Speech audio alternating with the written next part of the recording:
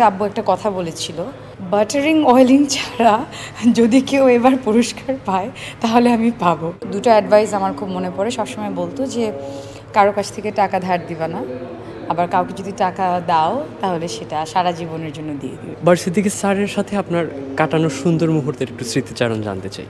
সুন্দর মুহূর্ত অনেকগুলাই আছে। তার মধ্যে আমি বলবো যে যখন প্রোগ্রাম করতে যেতাম আব্বুর সাথে, তখন গাড়িতে অনেক আনন্দ করতো, মজা করতো, অনেক অদ্ভুত অদ্ভুত জোকস বলতো। তো লাস্ট টাইম আমরা চাঁদপুর ক্লাবে গিয়েছিলাম। ওখানে যাওয়ার পথে, কুমিল্লা যাওয়ার পথে একটা স্মৃতির কথা মনে পড়ছে, যখন গাড়িতে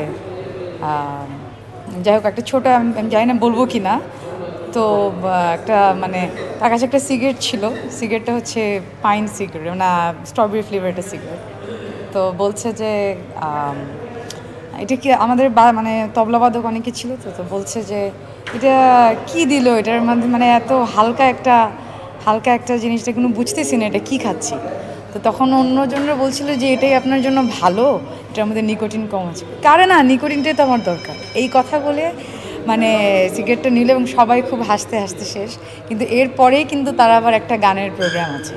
কিন্তু এই যে ছোটোখাটো জিনিসগুলো মানে খুব ফ্রিলি সবার সাথে, কে ছোটো কে বড়োগুলো দেখতো না, এটা খুব এনজয় করি। আর খুব হাসাহাসি করতো গাড়ির মধ্যে। স্যার আমাদের দেশের জন্য যা রেখে গেছে, আদৌ স্যারের এই প্রাপ্তির সাথে স্যারের যে দেশ থেকে যেটা পাওয়ার কথা ছিল, একজন পরিবারের সদস্য হিসেবে, তার মেয়ে হিসেবে আপনার কি মনে হয় স্যার কি সেই প্রাপ্তিটা পেয়েছে?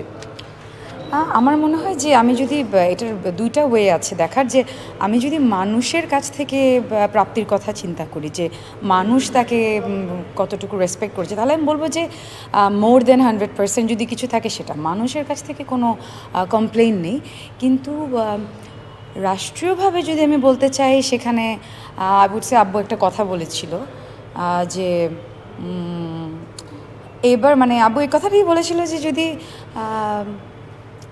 বাটারিং অয়েলিং ছাড়া যদি কেউ এবার পুরস্কার পায় তাহলে আমি পাবো, আর যদি বাটারিং অয়েলিং মানে না হয়ে থাকে তাহলে আমি পুরস্কার পাবো না। তো এখন বাটার অয়েলের বিষয়ে যে কী বলেছে এটা আব্বু নিজেই জানে, বলতে পারছি না আসলে। সো খুব মানে একেবারে সম্মান দেয়নি তা বলবো না, বাট কিছু ব্যাপার তো ছিলই। হ্যাঁ স্যার বাবা হিসেবে কেমন ছিলেন? বাবা হিসাবে খুব ভালো ছিল। আমাদেরকে দুটো অ্যাডভাইস আমার খুব মনে পড়ে। সবসময় বলতো যে কারো কাছ থেকে টাকা ধার দিবা না, আবার কাউকে যদি টাকা দাও তাহলে সেটা সারা জীবনের জন্য দিয়ে দিও, সেখান থেকে কোনো কিছু এক্সপেক্ট করো না। এই ছোটোখাটো বিষয়গুলো, তারপরে ফ্লাই করার সময় কী কী জিনিস মাথায় রাখতে হবে।